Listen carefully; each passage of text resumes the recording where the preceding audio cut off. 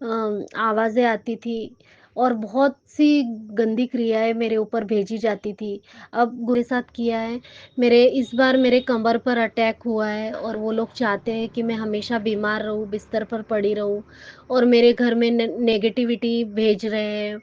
गंदी नेगेटिविटी मतलब जय गुरुजी, शुक्राना गुरुजी, अनंतम अनंतम शुक्राना गुरुजी। थैंक यू रूहानी आंटी जी, जो आप मेरा सत्संग इतने सुंदर तरीके से जल्दी शेयर कर देती, इसके लिए आपका कोटि कोटि धन्यवाद। गुरुजी की असीम कृपा हो आपको, आपके ऊपर और आपके परिवार पर। आपकी गुरुजी की ब्लेसिंग्स हमेशा बनी रहे और आपका चैनल ऐसे ही ग्रोथ करता रहे। जय गुरुजी, शुक्राना गुरुजी। मैं गुरुजी का शुक्राना सत्संग आप सभी के साथ, सभी संगत जी के साथ शेयर कर रही हूँ। उसके पहले मैं गुरुजी का मंत्र जाप करती हूँ। ओम नमः शिवाय, शिवजी सदा सहाय। ओम नमः शिवाय, गुरुजी सदा सहाय। जय गुरुजी, शुक्राना गुरुजी।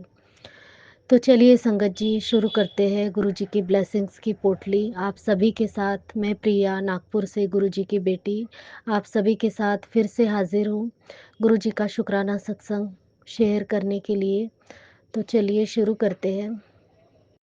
गुरु संगत जी, मैंने अपना पिछला सत्संग 27 जनवरी को शेयर किया था। उसमें मैंने अपनी जर्नी बताई थी कि मैं बड़े मंदिर जाने के बाद कैसे मुझे दर्शन हुए, नहीं हुए और हमें बाहर से ही लौटना पड़ा। बुधवार था उस दिन।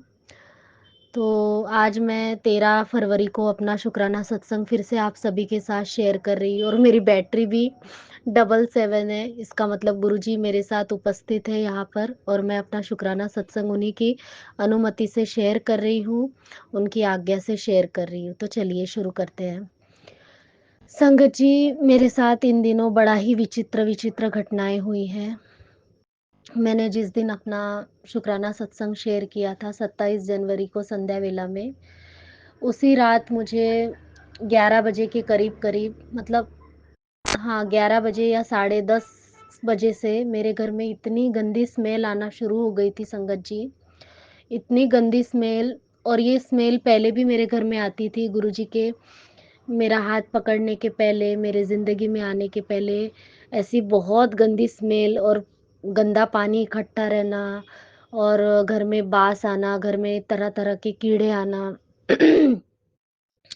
ऐसा होता था मेरे साथ और फिर वही गंदी स्मेल मुझे आई और मैं समझ गई कि कुछ तो गड़बड़ है। मैं बार-बार गुरुजी से पूछ रही थी कि गुरुपा कुछ तो गड़बड़ है, क्या कोई गड़बड़ है? तो ऐसा अंदर से गुरुजी संकेत तो दे रहे थे कि हाँ गड़बड़ है, पर तू डर मत, मैं तेरे साथ हूँ।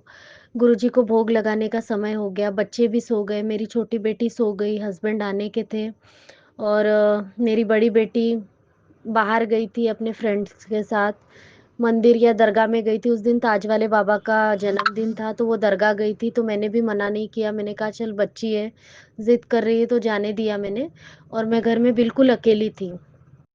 और उसी दौरान फिर मैं गुरुजी को भोग लगाने के लिए थाली लेकर गई, तो लगातार मुझे बहुत ही बुरी स्मेल, मेरा दम घुट रहा था, बाहर भी आ रही थी और पीछे भी आ रही थी, पर घर के अंदर नहीं प्रवेश कर पा रही थी वो खुशबू, मतलब बदबू। इतनी बुरी बदबू थी संगत जी, जैसे कोई सड़ के वो, ये नहीं होता है सड़ जाता है कोई चीज़ तो कैसी बदबू आती है, सेम वैसी गंदी बदबू आ रही थी।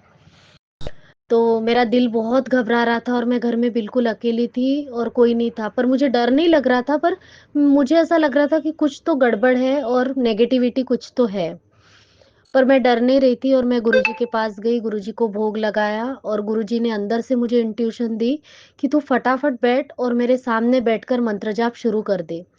और कहाँ से मुझे गुरुजी ने इतनी एनर्जी दी पता नहीं संगत जी, मैंने मंत्र जाप शुरू कर दिया और इतने ज़ोर-ज़ोर से मैं मंत्र जाप करने लगी, ना मुझे समय का पता चला, ना मुझे ऐसा लगा कि इतनी रात हो गई और मैं ज़ोर से मंत्र जाप कर रही हूँ तो कोई सुन लेगा।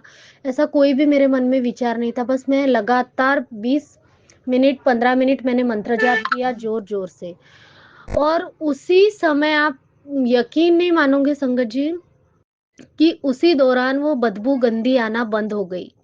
कहाँ गई पता नहीं, इतनी तेज बदबू आ रही थी गेट के पास कंपाउंड में पूरा, और हमारा जो पीछे का वॉशरूम का एरिया है उधर का पीछे का पूरा खुला है, वहाँ पर भी इतनी गंदी स्मेल आ रही थी। सिर्फ घर के अंदर नहीं आ रही थी, और मैंने जैसे मंत्र जाप किया संगत जी, वो बदबू आना बंद हो गई। और मैं गुरुजी का इतना शुक्राना करती हूँ, और मंत्र जाप में, जल प्रसाद में और चंदन तिलक में इतना पावर है संगत जी, कि मैं आपको बता नहीं सकती। ये मैंने खुद अपने ऊपर अनुभव किया है इस चीज़ को। और गुरुजी हमारे साथ ही रहते हैं। अगर हम गुरुजी को बुलाते हैं कि गुरुपा प्लीज़ मेरी मदद कीजिए, तो वो अपने बच्चों को कभी भी अकेला नहीं छोड़ते, और वैसे ही वो गायब हो गई बदबू। पता नहीं वो क्या चीज़ थी, कौन-सी नेगेटिविटी मेरे घर में भेजी गई थी, मुझे नहीं पता संगत जी। फिर कल की क्या हुई, अभी ये हुआ पहला सत्संग, अभी दूसरा सुनिए। कल भी उसी वही गंदी बदबू कल भी आ रही थी। ऐसा करके थोड़ी-थोड़ी देर में 2-3 दिन इसके पहले भी आई, और कल भी आई। तो मैंने गुरुजी से कहा, गुरुपा ये फिर से वही बदबू आ रही है, क्या करूँ? कल भी फिर मैं मंत्र जाप करने बैठी, और मंत्र जाप चला दिया, और साथ-साथ मैं भी करने लगी मंत्र जाप 108 बार, वो सिद्धार्थ मोहन जी वाला। तो मैं भी साथ-साथ बोलने लगी, आँखें बंद करके। फिर वो बदबू गायब हो गई, फिर से चली गई। तो ऐसे करके मेरे घर में अभी आप सभी को पता है कि 15 तारीख को शिवरात्रि है, और गुरुजी का स्ट्रांगली मैसेज आ रहा था कि तू शिवरात्रि से पहले अपना शुक्राना सत्संग शेयर कर, शेयर कर, शेयर। पर मैं कर ही नहीं पा रही थी संगत जी। जब भी मैं सुकून की सांस लेने की कोशिश करती हूँ, मेरी सास आके मेरे घर में बैठ जाती है। उनको मेरा सुख चैन बर्दाश्त ही नहीं होता संगत जी। इतना मुझे तंग करने की कोशिश कर रहे हैं, मुझे मेंटली इतना ड्रेन करने की कोशिश कर रहे हैं कि मैं बता नहीं सकती। मेरे बच्चों को भी मुझसे छीना जा रहा है। मेरे बच्चों की बुद्धि भी विपरीत दिशा में कर दी गई है। बहुत से का मतलब मेरे साथ इतने घिनौनी हरकत की जा रही है कि मैं आपको बता नहीं सकती। मेरे घर के ही है वो लोग जो मेरे साथ ऐसी हरकतें कर रहे हैं, और लगातार पहले तो मुझे मुझे आवाज़ें आती थी, और बहुत सी गंदी क्रियाएँ मेरे ऊपर भेजी जाती थी। अब गुरुजी का इतना आशीर्वाद है मुझ पर कि वो मुझ पर कुछ कर नहीं पाते, तो ऐसे मेरे पति को, मेरे बच्चों को मुझसे दूर करने की साजिशें करते हैं। और हर दो 15 दिन में, 10 दिन में मेरी सास आ जाती है, और जाने का नाम ही नहीं लेती, और जब-जब वो आती है, हम हस्बैंड-वाइफ में बहुत झगड़े होते हैं संगत जी। मेरे हस्बैंड का रवैया एकदम से चेंज हो जाता है। मेरे बच्चे मेरे सास की साइड लेकर बात करती है, मेरी बड़ी बेटी। और मेरी बड़ी बेटी भी मेरे ससुराल में गई है, मेरे देवर को मतलब जॉब है, गवर्नमेंट सर्विस में है, नेवी में, तो उन्हें थोड़ी-थोड़े दिन में बाहर जाना पड़ता है, तो मेरी देवरानी अकेली थी, तो वो वहाँ चली गई। और जब से गई है मुझे एक बार भी फ़ोन नहीं की, और एक बार की थी तो मैं गुस्से में थी, तो मैंने कहा मुझे तेरे से बात नहीं करनी है, तब से उसने फ़ोन नहीं की। मतलब मेरी ममता छुड़ा के अपनी अपनी ममता लगाना चाहते हैं, मतलब गलत रास्ता मेरे बच्चों को दिखाना चाहते हैं, और मुझसे उनका पूरा मोह माया तोड़ना चाहते हैं। बताओ ऐसे कोई परिवार वाले रहते हैं? नहीं रहते ना। और मेरी सास को इधर भेजती है मेरी देवरानी कि उधर जाके अपने बेटे के पास जाके रहे, और जब-जब वो आती है, वो लोग उसे सहन नहीं करते तो उसे इधर भेज देते हैं। ये वो यहाँ पर आकर मेरी एनर्जी ड्रेन करती है। हर चीज़ हाथ में माँगती है, मतलब इतना तंग करती है मुझे। और वो जब-जब आती है, मैं गुरुजी से प्रार्थना करती हूँ कि गुरुपा प्लीज़ इसे वापस भेज दीजिए, क्योंकि ये जब भी आती है, मुझे अंदर से इंट्यूशन आती है कि ये मेरी एनर्जी को लो कर रही है। मतलब इतना मुझे चिड़चिड़ापन महसूस होता है संगत जी कि मैं आपको बता नहीं सकती। और मैंने आज अपने हस्बैंड को कहा, मेरे हस्बैंड अभी 5-6 दिन के लिए बाहर जा रहे हैं, तो मुझे शिवरात्रि के पहले शुक्राना करना था, और मैं गुरुजी से बातें करते रहती हूँ। मुझे अपने घर में कम्फर्ट ज़ोन मिलता है, अकेलापन अच्छा लगता है, और मैं गुरुजी से बातें करते रहती हूँ। गुरुजी का मुझे शाम को ही समय मिलता है, सुबह समय नहीं मिलता। मेरा दिया बत्ती करने का टाइम रहता है, मेरे आस-पास से घूमते रहती है, घूर-घूर के मेरे तरफ देखते रहती है, मुझे अच्छा नहीं लगता। मुझे जो स्पेस चाहिए वो ही नहीं मिलता, और इतनी जगह भी नहीं है घर में कि वो रह सके। फिर भी वो इतना बोलने के बाद भी जाने का नाम नहीं लेती। मैं उसकी वजह से इतना तंग आ गई, और सुबह मैंने उसको बोल दिया। इसके पहले भी बोला संगत जी, पर वो सुनती ही नहीं मेरी बात। और ज़बरदस्ती जैसे मुझे गुस्सा आए और मैं उसके साथ फिर झगड़ा करूँ, और फिर वो मेरे हस्बैंड को भड़काए, इस फिराक में रहती है। तो ख़ैर कोई बात नहीं, गुरुजी ने आज उसको भेज दिया, अब वापस पता नहीं आ भी सकती है। वो बार-बार मुझे तंग करने के लिए भेजते हैं उसको। पर गुरुजी की कृपा है कि वो आज चली गई और मैं शुक्राना सत्संग कर पा रही, वरना वो रहती तो मैं गुरुजी का शुक्राना भी नहीं कर पाती। इतने दिन हो गए, मैं इतनी बेचैन हो रही थी अंदर से कि आज करूँ, कल करूँ, पर मैं नहीं कर पा रही थी। तो शुक्राना गुरुजी कि आपने उसे भेज दिया और मुझे थोड़ा रिलैक्स लग रहा है घर में। अभी आप सभी जानते हैं कि 15 तारीख को शिवरात्रि और उसके ठीक 1 दिन के बाद अमावस्या है। तो ये लोग पूरी तैयारी में हैं, गुरुजी का स्पष्ट मैसेज आया कि तेरी घर की जो औरतें हैं तुझे बर्बाद करना चाहती है, तेरे पति को गलत चक्करों में मतलब उनका जो वो मेरे प्रति जो प्यार है उनका वो ख़त्म करके दूसरी औरत को उनके पीछे लगाना चाहती है संगत जी।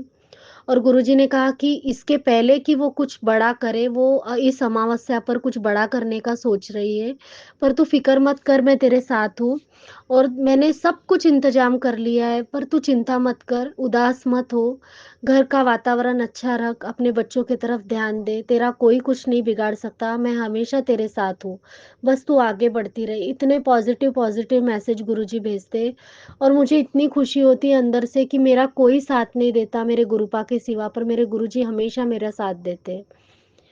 इसके लिए मैं गुरुजी का अनंतम अनंतम शुक्राना करती हूँ। मेरे प्यारे गुरुपा, आपका अनंतम शुक्राना। अभी 2 फरवरी को संगत जी मेरे पति का जन्मदिन था और मैं इतनी खुश थी, पर मेरे पास उतने पैसे नहीं थे इस बार कि मैंने उनको कपड़े लेकर दिए।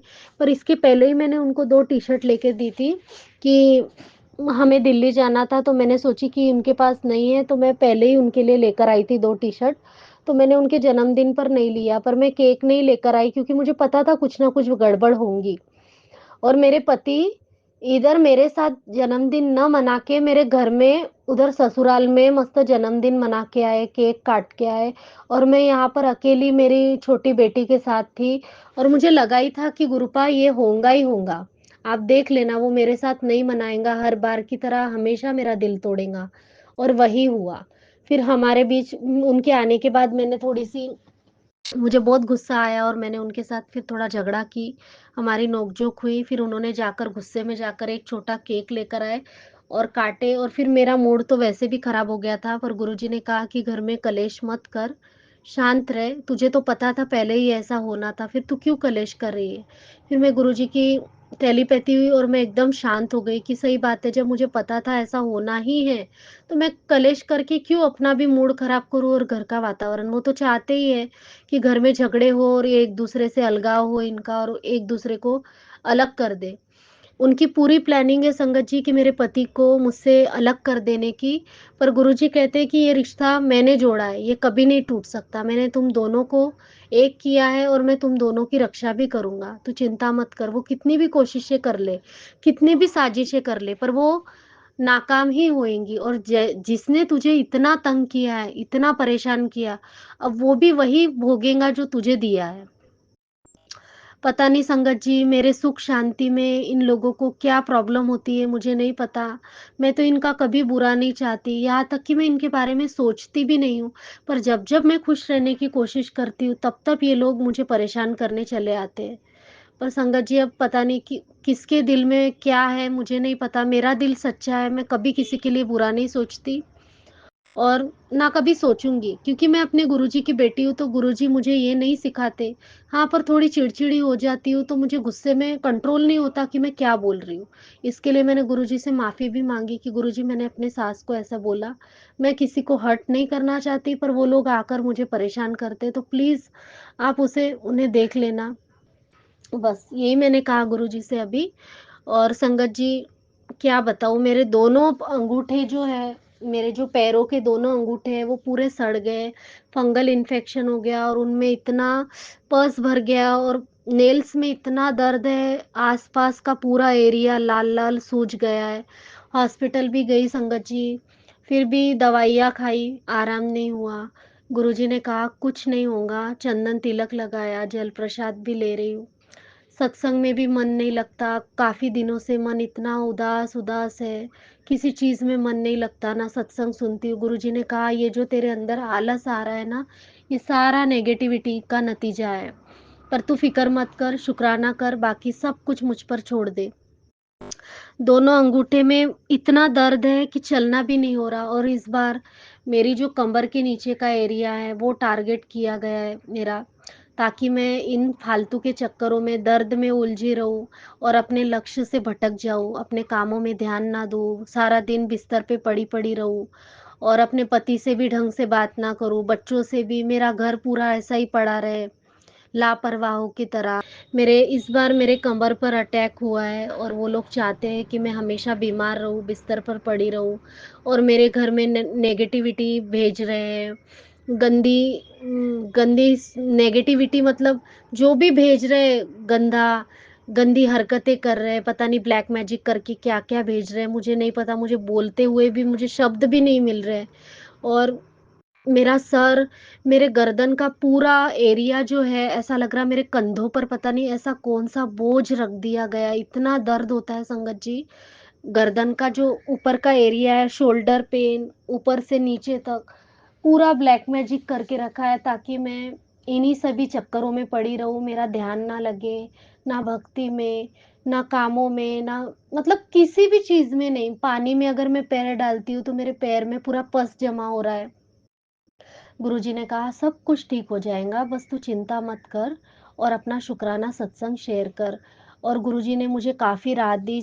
अगर मैं गुरुजी का चंदन तिलक लगाती हूँ तो आराम लगता है और बहुत राहत मिलती है और दर्द भी नहीं होता संगत जी। इसके लिए मैं गुरुजी का बहुत बहुत धन्यवाद करती हूँ, शुक्राना करती हूँ।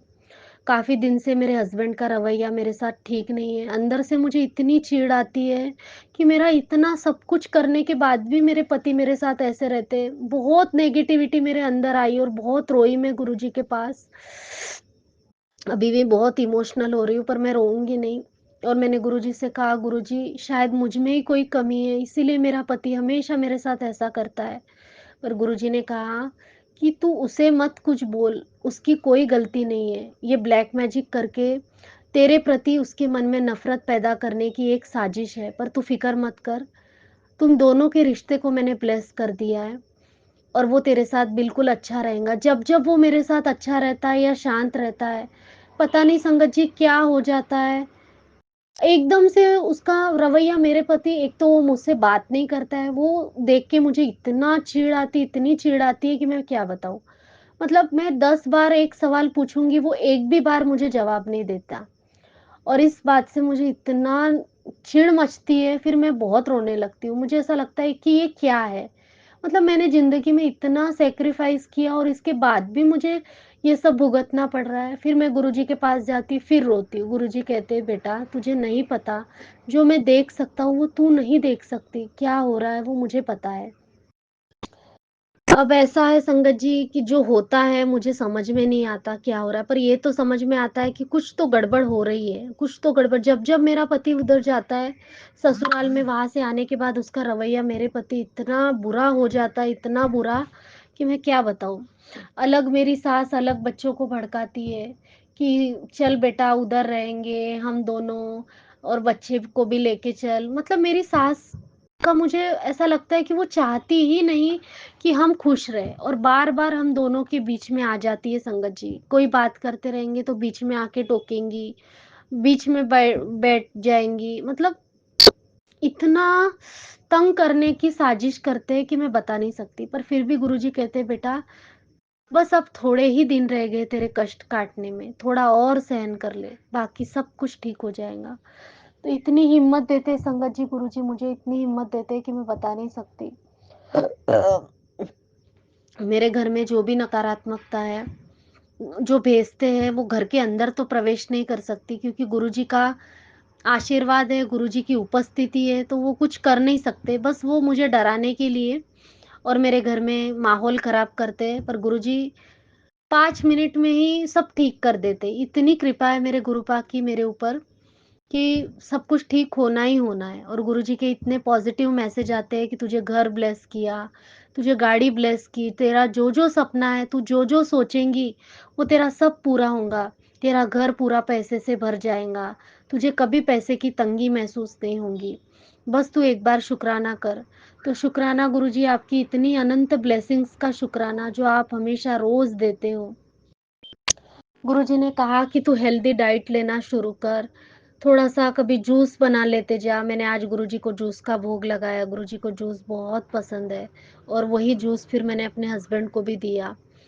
मेरे हस्बैंड की तबीयत दिखने में इतनी मतलब ठीक लगती है अभी पहले से, पर उनका जो मूड है कभी अच्छा रहता है, कभी बुरा रहता है, मिलता-जुलता परिणाम, कभी अच्छे रहते हैं, तो हम दोनों जब अच्छे रहते हैं तो मेरे ससुराल वालों को देख के नहीं होता, वो कुछ ना कुछ ऐसा भेज देते हैं कि तुरंत कुछ ना कुछ हमारे बीच में हो जाता है और हम बात करना बंद कर देते हैं। कभी बेटी को मूड खराब हो जाता है, कभी छोटी बेटी स्कूल नहीं जाती, मतलब इतना लेवल पे करते हैं कि मुझे घिन आती है अपना बोलते हुए संगत जी, सच में। पर ख़ैर मैं क्या बोल सकती हूँ, जो भी करेंगे मेरे गुरुजी करेंगे, मैंने तो सब कुछ उन्हीं पे छोड़ा है और वही देख रहे हैं मेरे मेरे ज़िंदगी में जो भी कुछ हो रहा है, बस उन्हीं की मर्ज़ी से हो रहा है। मेरे ज़िंदगी में सारे इस घर के कर्ता-धर्ता गुरुजी हैं। बस उन्हीं पे छोड़ा है संगत जी, जो भी होगा गुरुजी महाराज करेंगे और उन्हीं की कृपा से मेरा घर चलता है। गुरुजी ने कहा तेरा पर्स कभी खाली नहीं रहेगा, ये भी बात एकदम सत्य साबित हुई, गुरुजी की वाणी पत्थर की लकीर है। मेरा पर्स खाली तो नहीं रहता, ज़रूरत भी गुरुजी पूरे करते, कैसे आ जाते, कहाँ से आ जाते, खत्म होने के पहले मुझे नहीं पता और गुरुजी सब कुछ मैनेज करते थे। इसके लिए मैं गुरुजी का कोटि-कोटि धन्यवाद करती हूँ संगत जी। और मेरे शरीर में जो भी दर्द है, गुरुजी ने कहा कि सब ठीक हो जाएगा, बस तू मंत्र जाप कर और सूर्य को जल चढ़ा, वो भी नहीं कर पा रही हूँ, सुबह उठना नहीं होता क्योंकि शरीर में इतना भारीपन और दर्द है। 1 साल पहले का मैसेज फिर से मेरे सामने रिपीट हुआ, जो मैं फ़ॉलो नहीं करती गुरुजी बार-बार मुझे मैसेज देते। मेरी जो उँगलियाँ हैं ना संगत जी हाथों की, दोनों हाथों के जो तलवे हैं, उनमें भारीपन, सुन्नपना और इतना दर्द हो रहा है पैरों में, कमर में। गुरुजी ने कहा तेरी शरीर में गाँठें बन रही है और वो गाँठें धीरे-धीरे तेरे नसों को ब्लॉकेज कर रही है। गर्भ-पिशवी में भी जो मैंने पिछले सत्संग में शेयर किया था कि कैसे मवाद फैल रहा है, शरीर में इन्फेक्शन हो रहा है, जगह-जगह मुझे फुंसियाँ तैयार हो रही है। उसके लिए भी गुरुजी ने मुझे सत्संग सुनवाकर कष्ट काटा है मेरा। और सोनोग्राफ़ी भी कराने नहीं दी मुझे गुरुजी ने और मैंने भी नहीं की। पर गुरुजी ने कहा सब ठीक है, बस तू सत्संग में ध्यान लगा और शुक्राना कर। शुक्राना करने से अपने सारे कष्ट कट जाते हैं और सुनने से भी कष्ट कट जाते हैं। तो इसके लिए मैं गुरुजी का धन्यवाद करती हूँ, मेरे प्यारे परमपिता परमेश्वर महाशिव जी का मैं धन्यवाद करती हूँ कि उन्होंने मुझे अपनी शरण में लिया, अपना बनाया। मुझे इतना दिया कि मैं ज़बान मेरी थक जाएँगी पर ये शुक्राने मेरे ख़त्म नहीं होंगे संगत जी। बड़ी कृपा अनंत है मेरे प्रभु की।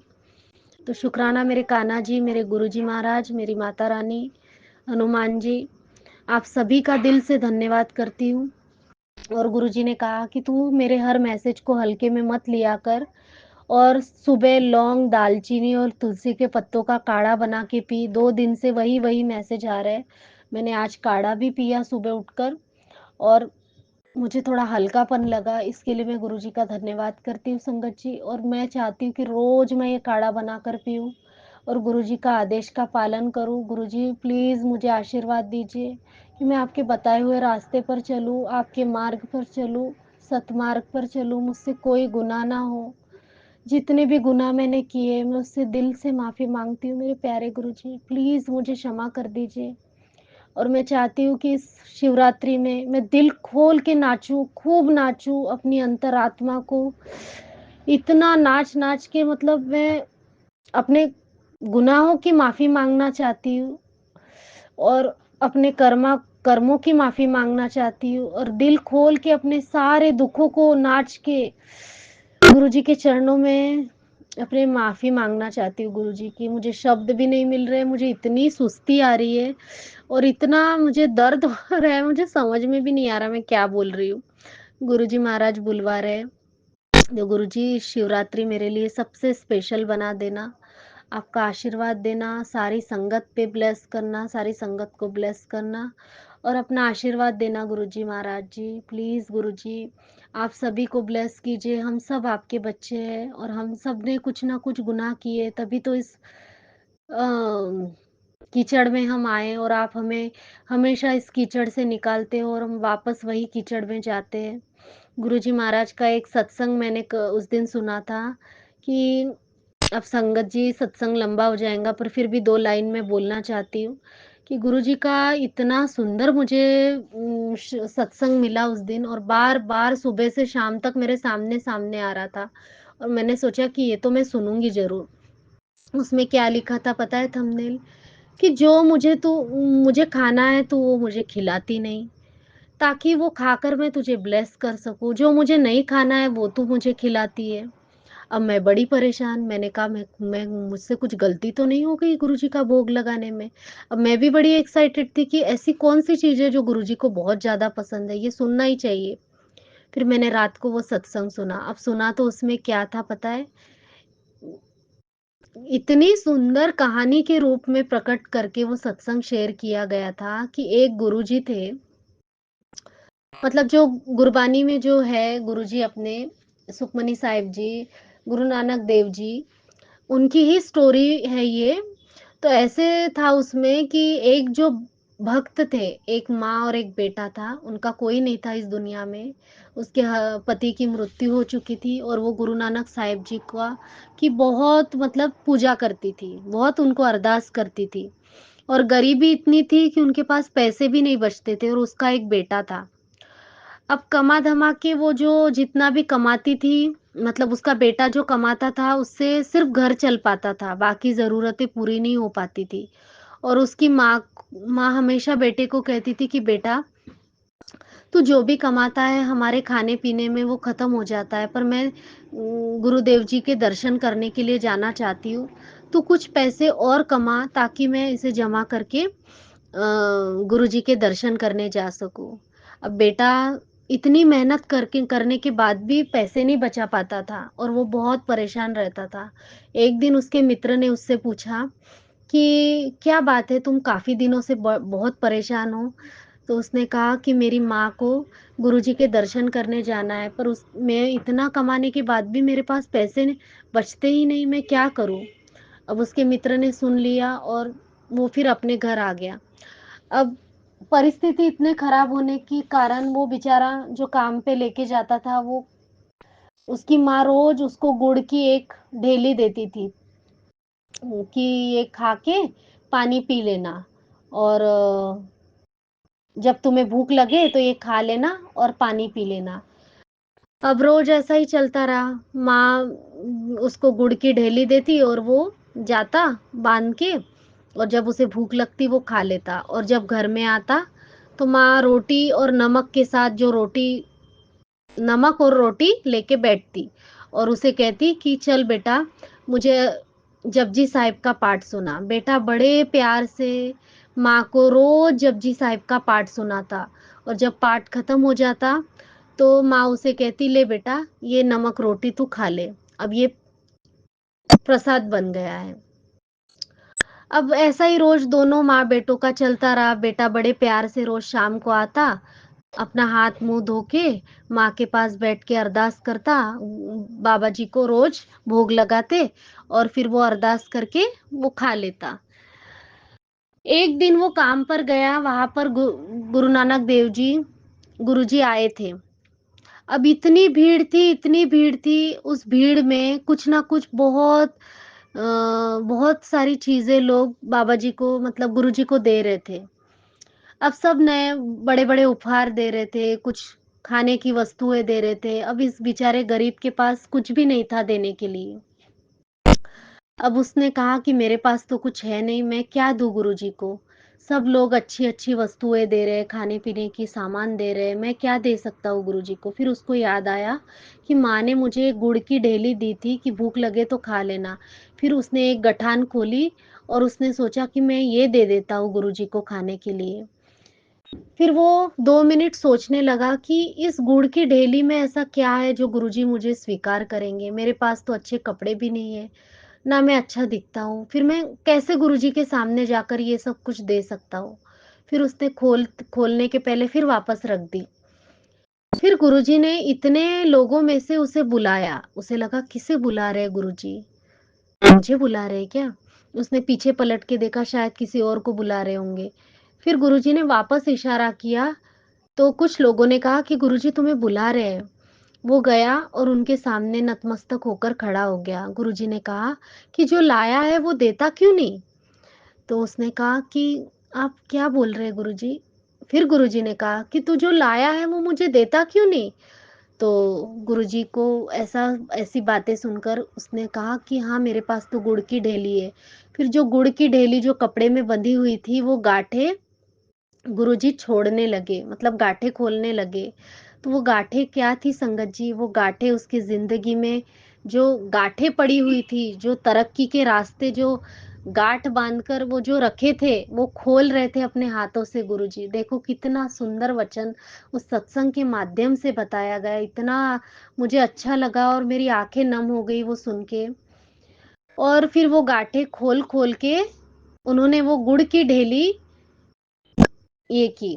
फिर वो उस बेटे से रहा नहीं गया, उस बेटे ने कहा कि गुरुजी, मेरी माँ रोज़ आपको याद करती है और मेरे पास तो इतने पैसे भी नहीं है कि वो आपके दर्शन करने आ सके। मेरी माँ नहीं आ सकती पर आप तो आ सकते हो ना मेरे माँ को मिलने। गुरुजी ने कहा चल मेरे साथ, कहाँ है तेरा घर? मैं आना चाहता हूँ तेरे घर। तो उसको बड़ी शर्म आई उसका वेशभूषा और हुलिया देखकर। उसने कहा कि गुरुजी आप आगे-आगे चलिए, मैं आपके पीछे-पीछे चलूँगा। गुरुजी ने कहा नहीं, तू मेरे साथ चलेगा घोड़े पर। गुरुजी का वो सफ़ेद घोड़ा और उस पर उसने उस बेचारे को बिठाया गुरुजी ने बड़े आदर और सम्मान के साथ और सब मोहल्ले में पता चल गया कि गुरुजी आ रहे, गुरुजी आ रहे। सब मोहल्ले के लोग उस बेचारी गरीब के घर गए और बोले कि तेरा बेटा गुरुजी को लेकर आ रहा है। माँ को ये सुनकर बड़ी खुशी हुई और माँ ने कहा कि गुरुजी आ रहे हैं तो मैं अपना घर ठीक-ठाक करती हूँ। माँ ने एक नया कपड़ा बिछाया, गुरुजी के आदर-सत्कार में जो करना था वो सब कुछ किया, भीतर गई और वो सूखी रोटी, नमक की रोटी लेकर आई, जल लेकर आई और गुरुजी के सामने रखा, जो भी उससे बन पाया। गुरुजी ने कहा कि मुझे ये नहीं चाहिए, जो तुम रोज़ मुझे भोग लगाते हो, वो मुझे चाहिए। अब माँ बड़ी चिंता में पड़ गई, माँ ने कहा, "मैं तो यही भोग लगाती हूँ गुरुजी रोज़।" तो गुरुजी ने कहा, "नहीं, ये भोग नहीं चाहिए मुझे। वो भोग चाहिए जो तू मुझे रोज लगाती है।" अब माँ बड़ी परेशान हो गई, बेटा भी बड़ा परेशान कि गुरुजी क्या कह रहे हैं। फिर गुरुजी ने कहा कि मुझे भक्ति का भोग लगा, ये भोग नहीं जो तुम रोज माँ बेटे बैठकर मुझे भोग लगाते हो और जपजी साहिब का पाठ करते हो, वो पाठ का भोग लगा। माँ की आंखों से झरझर अश्रुधारा बहने लगी कि गुरुजी, जब तुझे क्या लगता है, गुरुजी ने कहा, तुझे क्या लगता है जब तू पाठ करता है तेरा बेटा, तो क्या मैं यहाँ नहीं होता हूँ? मैं यहीं पर मौजूद होता हूँ, तुम्हारे साथ रहता हूँ और मेरी भक्ति तुम तक नहीं पहुँचती, तुम्हें ऐसा लगता है? तुम्हारी भक्ति, तुम्हारे आँसू, तुम्हारी गरीबी मुझसे कुछ भी नहीं छुपा है। और ये सुनकर माँ और बेटे दोनों की आँखों में आँसू आने लगे और उन्होंने कहा कि तुम्हारी भक्ति सच्ची है, ना तो मुझे कोई स्वरूप की ज़रूरत है, ना मुझे कुछ भी रोटी की ज़रूरत है, मुझे तो तुम्हारी सच्ची भक्ति ही मोहित कर सकती है। तो इस सीख से हमने क्या सीखा संगत जी, ये कोई कहानी नहीं है, ये सच में हुआ है और गुरबानी में शब्द में भी है ये, ऐसा वो आंटी कह रही थी, मुझे तो नहीं पता। पर ये सुनकर मुझे जो मोटिवेशन मिला और मेरे अंदर तक मेरी रूह इतनी हिल गई, मतलब ये बता के गुरुजी हमें ये बता रहे हैं कि अगर तुम्हारी भक्ति सच्ची हो, तो ना तुम्हारे पास स्वरूप की ज़रूरत होती है, ना तुम्हारे पास किसी भी आडंबना करने की ज़रूरत होती है, ना तुम्हें सत्संग करने की। तुम बस मेरा नाम जप करो। मैं हर उस जगह हूँ, जहाँ मेरे मुझे दिल से याद करता है, मेरा भक्त मुझे मन से स्मरण करता है, मैं हर उस जगह पर मौजूद होता हूँ। जगह मायने नहीं रखती।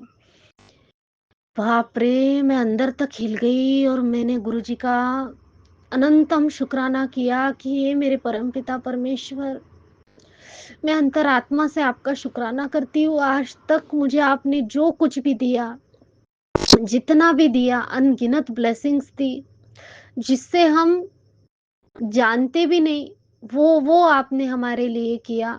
ये हवा, ये पानी, ये जल, ये भोजन, ये कपड़े, ये छत, ये सब कुछ आपकी मेहरबानियों का नतीजा है, वरना हमारी क्या औकात है कि हम अपने गुरुजी को याद भी कर सकें, ये भी उनकी मेहरबानी से ही होता है। बस मैं इतना ही कहना चाहती हूँ कि गुरुजी महाराज की अनंत ब्लेसिंग सब पर रहे, सारे गुरु परिवार पर रहे, सब सारी संगत पर रहे, और हाथ जोड़कर विनम्र धन्यवाद करती हूँ मैं अपने गुरुजी का, और आशीर्वाद मांगती हूँ सभी संगत जी के लिए। जय गुरुजी, शुक्राना गुरुजी। फिर मिलूंगी आपसे एक नए सत्संग के साथ, एक नई ब्लेसिंग्स के साथ। तब तक के लिए जय गुरुजी, शुक्राना मेरे प्यारे गुरुजी। बहुत बहुत शुक्राना संगत जी सत्संग को सुनने के लिए। आप सबसे रिक्वेस्ट है, चैनल पे नए हैं तो चैनल को सब्सक्राइब कर लें, और अगर आप भी अपना सत्संग शेयर करना चाहते हैं तो आप हमारे व्हाट्सएप नंबर 8755410703 पर अपना सत्संग रिकॉर्ड करके भेज सकते हैं। ईमेल एड्रेस डिटेल्स नीचे डिस्क्रिप्शन बॉक्स में मेंशन है। ध्यान रखें, सत्संग जब भी भेजें शांत वातावरण में बैठकर उसको रिकॉर्ड करें और आपकी आवाज़ में क्लैरिटी हो। जय गुरु जी, शुक्राना गुरु जी। गुरु जी शुक्राना, शुक्राना।